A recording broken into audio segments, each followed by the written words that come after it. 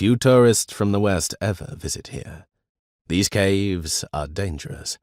Not only do they shelter snakes, bats, and a spiteful variety of centipede, but there are concealed abysses on the cave floors down which an unsuspecting traveler can drop, sometimes for hundreds of feet.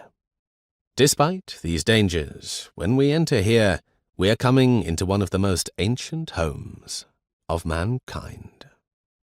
From inside the whale's mouth, the foliage outside appears pale and translucent, like spray off a sea. From a deep darkness into the light, bats begin to pour, more and more of them, flying like leaves in an October wind, ceaselessly. Human beings, Homo sapiens, lived in these caves 40,000 years BC, at a time when the last ice age had its grip on Europe and the drafty caves of the Dordogne sheltered our remote forebears. In that long period of time, these bats have not changed in any way as far as we know, while mankind has changed in so many remarkable ways that we often forget that we have also hardly changed at all. The bats continue to pour out into the daylight, thousands upon thousands of them, and still no cease to their numbers.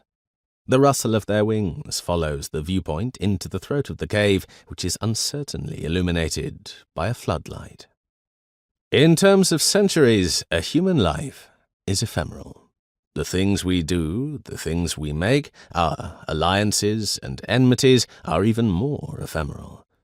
These paintings were executed one forgotten day, thousands of centuries ago. In the uncertain light, faces loom. Bodies of men, animals, bright fish, plants, all in mysterious relationships and preserved under a glistening film of limestone. Then the light dies. Something can still be seen in the darkness. It is the liquid crystal display of the boatman's watch, on which the seconds flit rapidly by. These paintings were not intended to last. Perhaps they were intended to please or function, whatever that function was, just for a day. They are beyond taste. There is an old saying, it is de gustibus non est disputandum, meaning it's useless to discuss questions of taste. Yet this series of programs is designed to discover more about taste, and why and how taste changes. Further in the cave, the light reveals pictures of two lizards curving their bodies round bosses of rock. One lizard is green, one red. Did the prehistoric painter prefer green to red? Some gentlemen prefer blondes, some black-haired beauties.